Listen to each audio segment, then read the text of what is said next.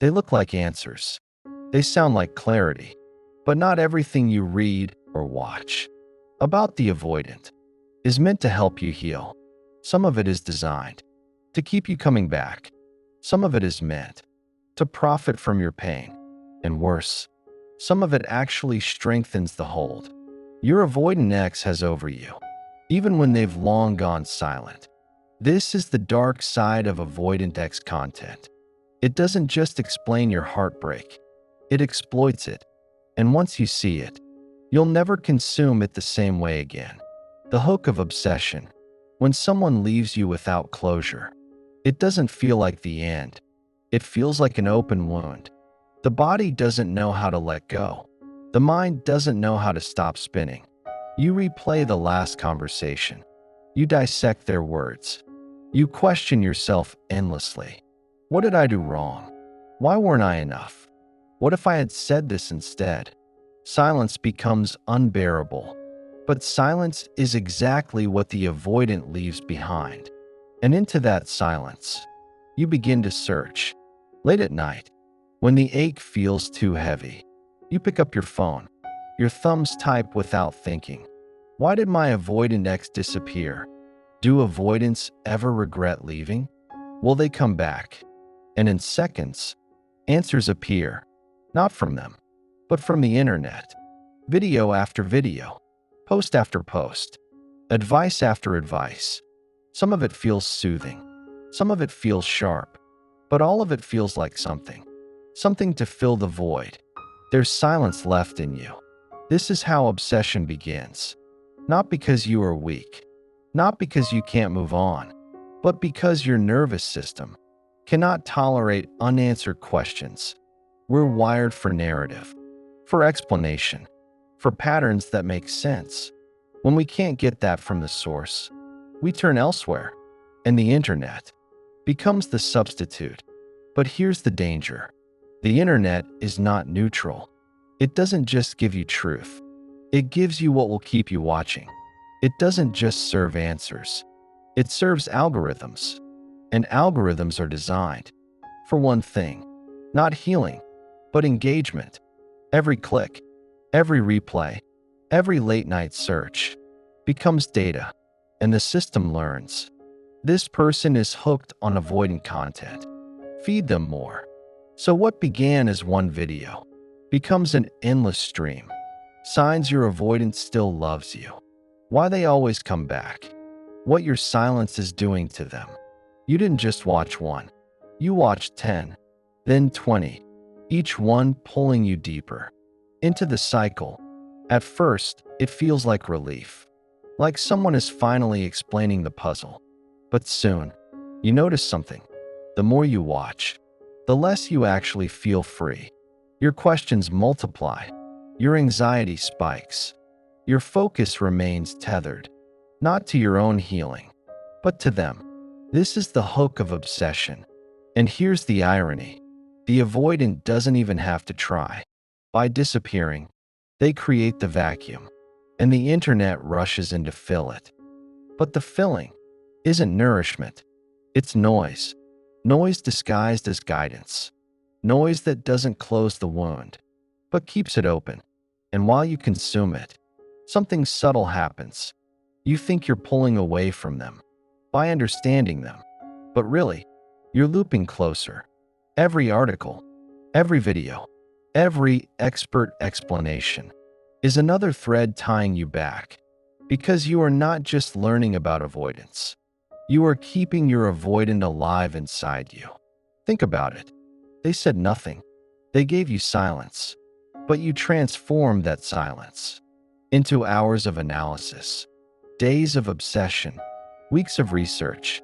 Their absence became your project. Their rejection became your riddle. And this is where the trap deepens. The more you obsess, the less they need to do. They don't have to explain. They don't have to text. They don't have to face your pain. Because the internet is already doing that work for them. And here's where it gets darker. The avoidance style itself thrives on distance. They are most comfortable when they are unaccountable, when they can vanish. And you chase meaning. in all the wrong places. And by diving headfirst into endless content, you unintentionally protect them from consequence. You shield them from discomfort. You excuse their silence. You rationalize their absence. Because every video you consume offers a reason, and every reason becomes a justification. They're not cold. They're wounded. They're not rejecting. They're overwhelmed. They're not gone. They're just scared of closeness.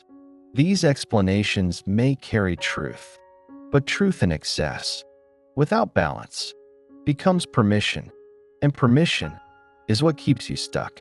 Here's the hardest reality. Healing doesn't happen by decoding them endlessly. It doesn't happen in the recycling of their story. It happens in reclaiming your own. But the hook of obsession keeps you from that step. It lures you back to their orbit because your heartbreak is profitable, because your confusion keeps you watching, because your longing is easier to market than your freedom. This is the dark side. Not that information exists, but that it's delivered in a way that keeps you circling the very person who hurt you.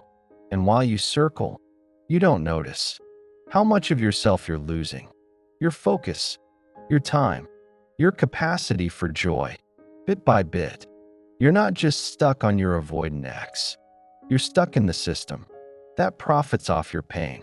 The currency of false hope. Hope is powerful. It's what keeps people alive in the darkest nights. It's what carries you through storms when the sky refuses to break. But hope can also be twisted. It can be turned into a hook, into a product, into a trap. And when it comes to avoidant ex content, false hope is the currency that fuels it. Think about what most people search when their avoidant leaves them. Not, how do I move on? Not, how do I reclaim myself?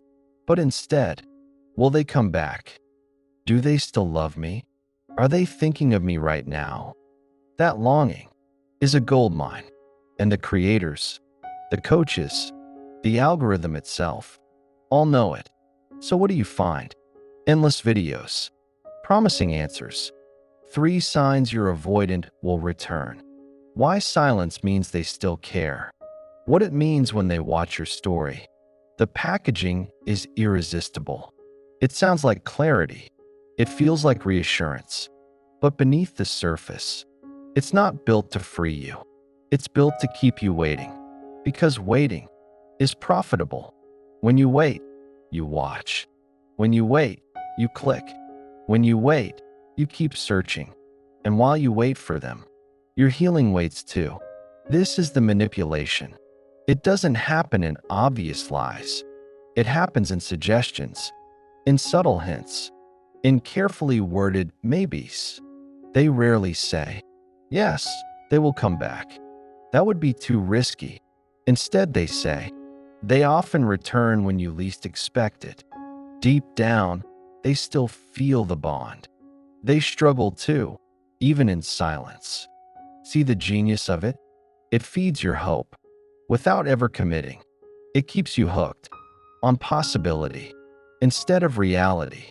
Here's the painful truth. Some avoidants do come back. Yes, but many don't. And even when they return, the cycle usually repeats. Distance, reconnection, withdrawal again. Because what you're dealing with isn't a lack of love. It's a nervous system wired to protect itself from intimacy. And no video, no article, no whispered promise from the internet can rewrite that wiring overnight. But false hope ignores this. It cherry-picks the moments. When avoidants do circle back, it paints those moments as proof you should hold on. And in doing so, it ties your healing to their choices, your peace to their silence, your future to their uncertainty. This is the cruelest part. False hope dresses itself as comfort, but in reality, it steals your power. It tells you, wait for them to change, instead of change how you respond. It whispers, watch for their return. Instead of, watch how you reclaim your life. And when you cling to that hope, something heartbreaking happens. You stop moving forward. You hold back from new connections. You shrink your own potential. You keep one foot in a story that has already ended.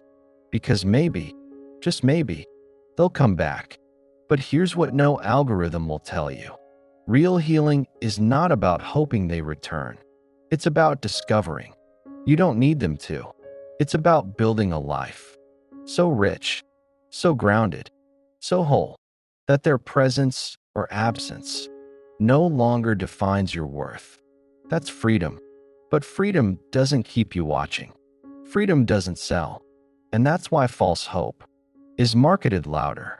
Let's go deeper.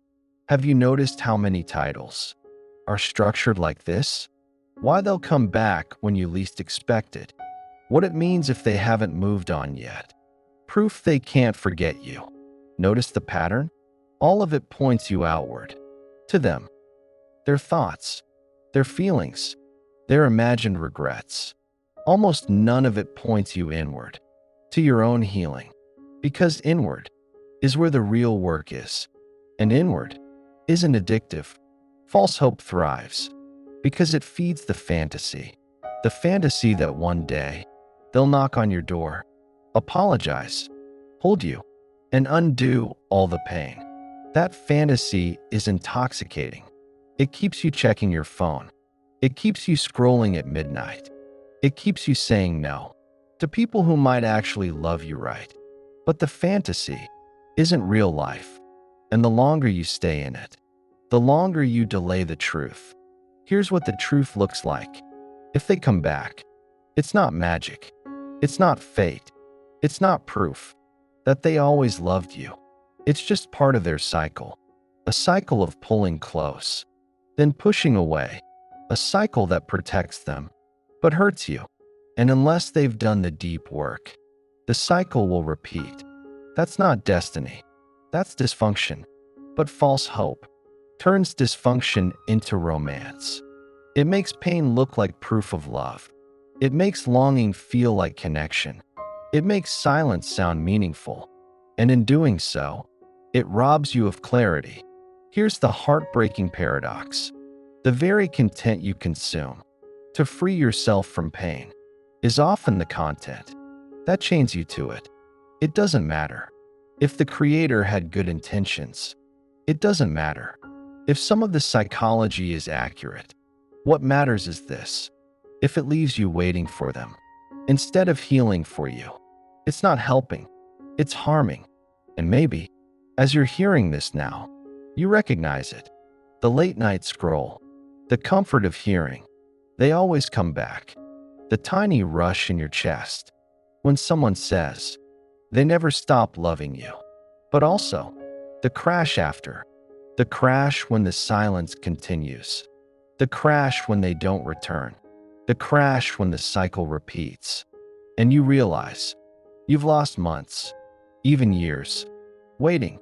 This is why you must be careful, because not all hope is healing. Some hope is healthy. The hope that you'll find yourself again. The hope that you'll grow stronger. The hope that love exists in healthier, freer places. But false hope is the hope that chains you backwards. And that hope, as sweet as it sounds in the moment, will destroy you slowly. So the next time you see a title promising to decode your avoidant silence, ask yourself, is this feeding my healing or feeding my waiting? Am I reclaiming my power or handing it back to them? That's the litmus test. Because freedom begins the moment you stop asking, will they come back?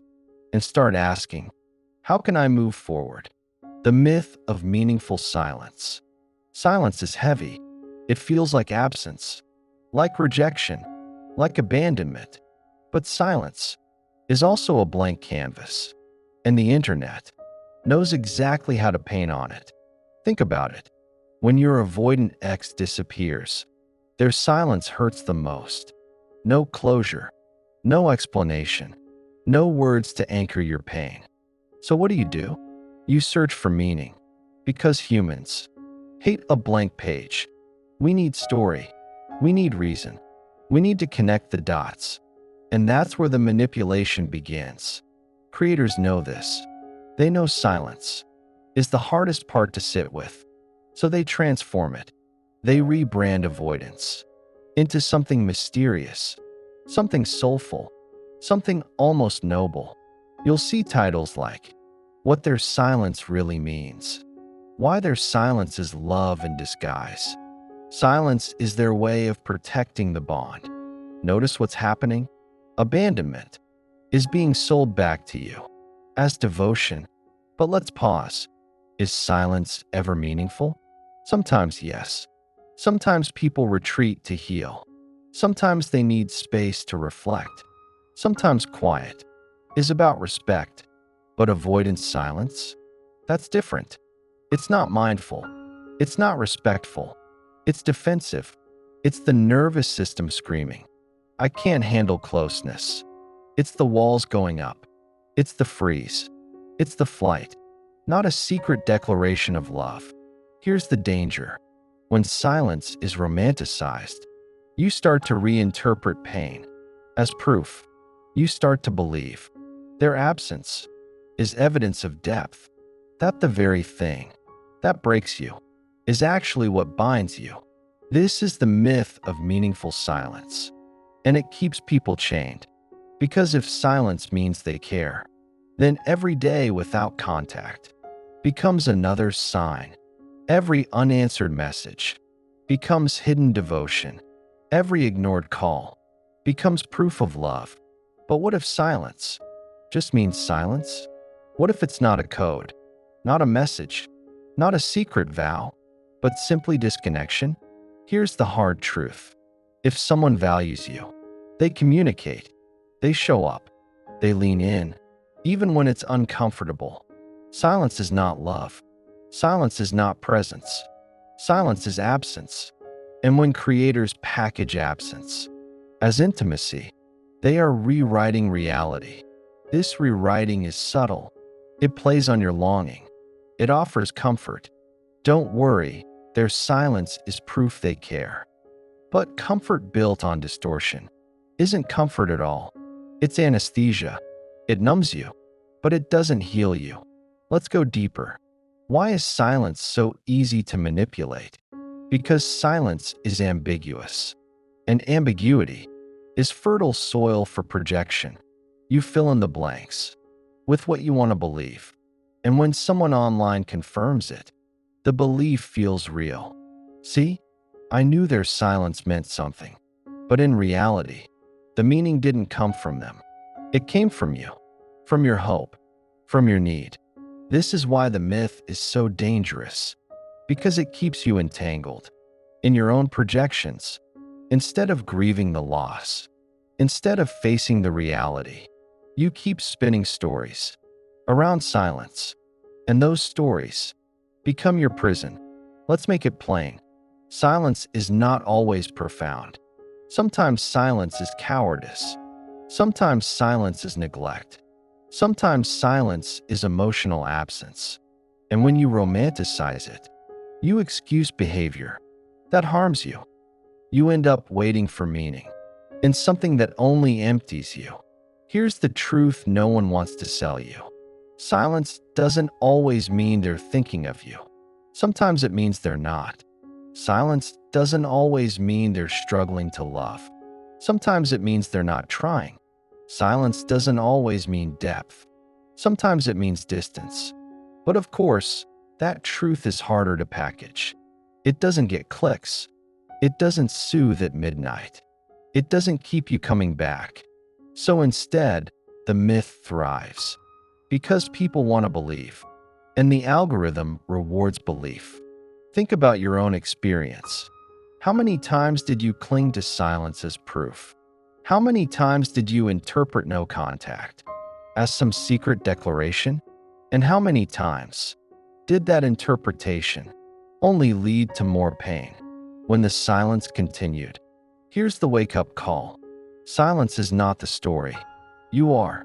Your healing, your voice, your clarity. Silence doesn't deserve to be romanticized. You do.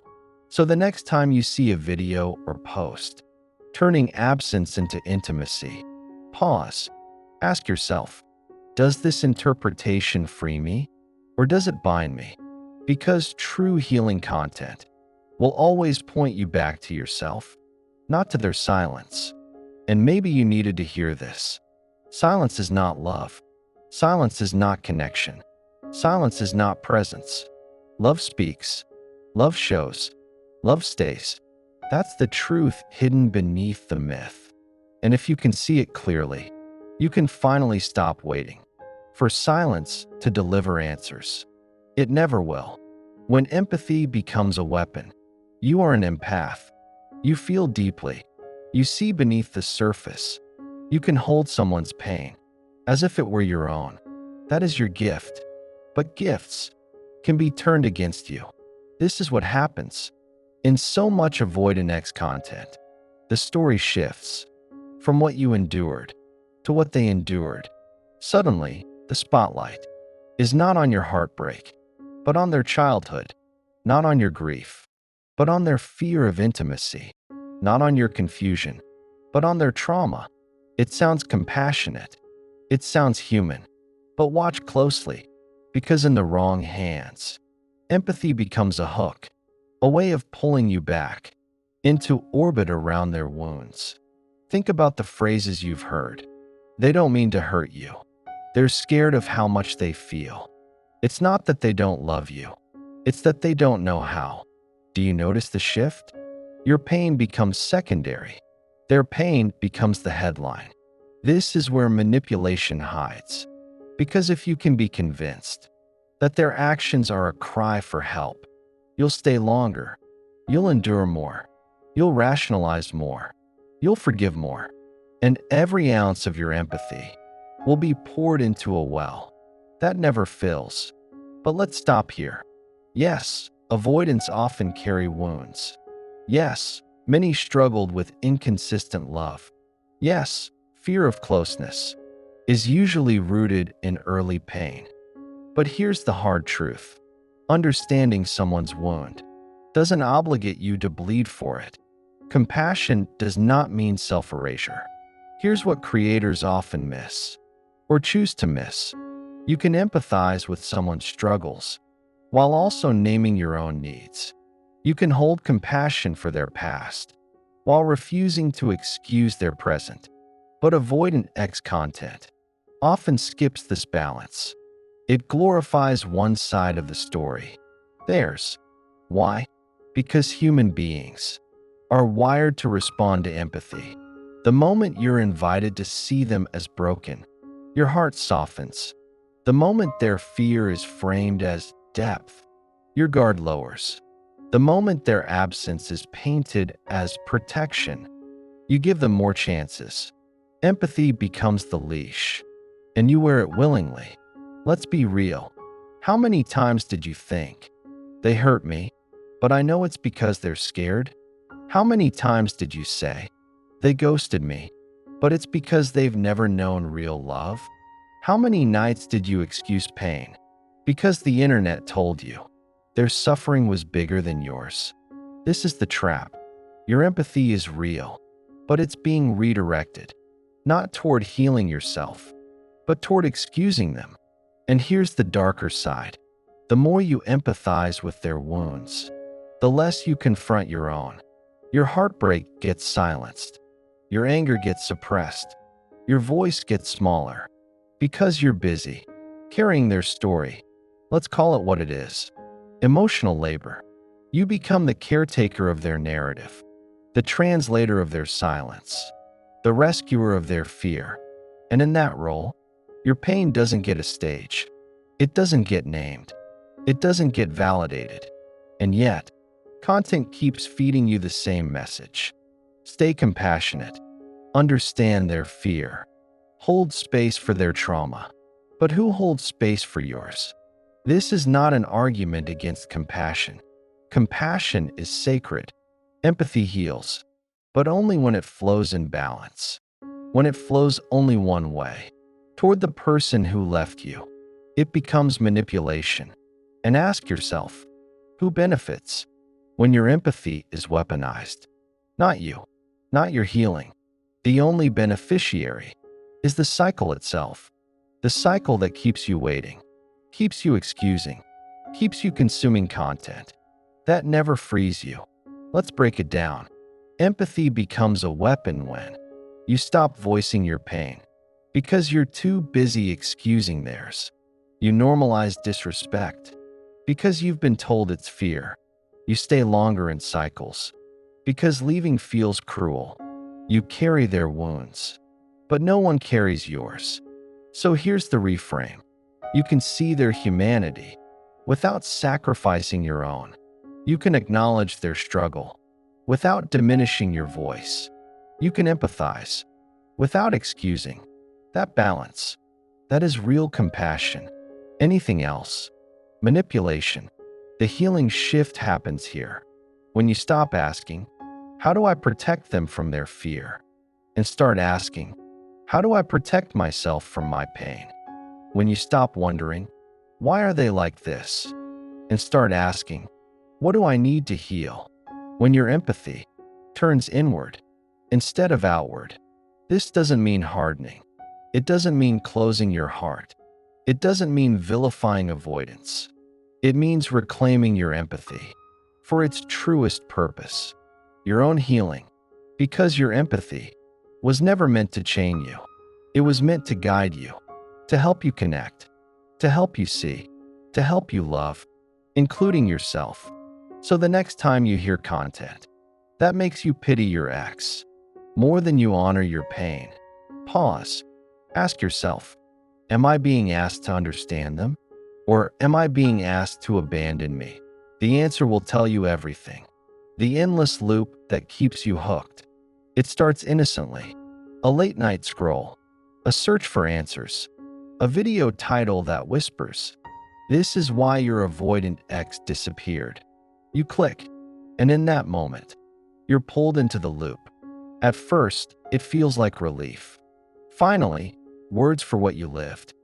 Finally, validation for what confused you. Finally, someone naming patterns you couldn't explain. Your body relaxes. Your mind finds comfort. Your heart whispers, "See, I wasn't crazy." That's the power of the first hit. But soon, relief isn't enough. The more you watch, the more the questions grow. Do they still love me? Will they ever come back? Was it my fault or their trauma? The content doesn't quiet the storm. It feeds it. Because here's the design. Each video solves just enough to soothe you, but leaves enough uncertainty to pull you into the next one. It's a breadcrumb trail of psychology.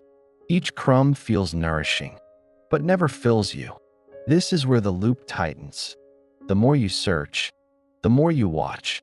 The more you watch, the more the algorithm learns. Your feed fills with avoidant content. Every swipe brings another video. Every headline reminds you of them. And suddenly, your ex isn't just in your memory. They're in your pocket. They're in your scrolling. They're in your every spare moment. The irony? You broke up, but you never really left them. The content becomes the tether. The ex becomes the obsession. And the cycle spins on. Now, let's be clear. Not all creators do this intentionally. Some truly want to educate. Some truly want to support. But the system itself, the way platforms reward clicks, the way algorithms feed patterns, creates a machine that thrives on your obsession. Your heartbreak is not just personal. It's profitable. Think about it. Content thrives when you keep watching. What makes you keep watching? Uncertainty. The maybe. The what if. The could it be. It's the same psychology that kept you in the relationship. The intermittent reward. The hope buried inside the hurt. And now, the internet recreates it. That's why you feel stuck. You don't just miss them. You're consuming content that keeps their ghost alive. You don't just wonder about closure. You're watching video after video. That tells you closure is coming. If you just keep searching, the breakup is over. But the relationship, in your mind, is still breathing. This is the true dark side. You think you're healing, but you're actually rehearsing. Rehearsing their patterns, rehearsing their excuses, rehearsing their story over and over again until their absence feels like presence, until your grief becomes your routine. Ask yourself, when was the last time you went a day without thinking about them? When was the last time you scrolled without seeing their shadow? When was the last time your mind wasn't circling back to the same questions, the ones these videos keep alive? That's the loop. So what's the way out? It isn't more searching. It isn't the one last video. It isn't the perfect answer that will finally set you free. The way out is stepping out of the cycle altogether. And that means shifting the focus from their patterns to your patterns, from their wounds to your healing, from their story to your next chapter. Because here's the truth. Content rarely tells you. Closure doesn't come from them. It doesn't even come from the internet. It comes from you. It comes from deciding, I will not spend another night scrolling for crumbs when I deserve a feast. I will not anchor my healing to the unpredictable tides of someone else's fear. I will not turn my empathy into my prison. It comes from reclaiming your time, reclaiming your mind, reclaiming your heart, and asking, what would healing look like if it had nothing to do with them? Maybe it looks like silence. Maybe it looks like boundaries. Maybe it looks like therapy. Maybe it looks like new friendships. Maybe it looks like rediscovering the parts of yourself you silenced for love. But it never looks like living forever in the shadow of someone else's fear. It never looks like scrolling endlessly for signs they'll return. It never looks like losing yourself to a cycle designed to keep you hooked. The dark side of Avoidant X content isn't just manipulation of empathy. It's manipulation of hope. The hope that maybe they'll change. The hope that maybe they'll come back. The hope that maybe this video, this explanation, this story will finally be the key. But healing isn't found in maybe. It's found in enough. Enough waiting. Enough scrolling. Enough tying your worth to someone else's ability to show up. Enough living half a life because you're watching theirs from afar. You deserve more than the loop. You deserve wholeness. You deserve clarity. You deserve peace. And none of those things are waiting in the next video about their fear. They're waiting in you. So pause the scroll. Close the tab. Step outside the cycle. Not because you don't care, but because you finally do. About yourself. And in that choice, the manipulation ends. The loop dissolves. The healing begins.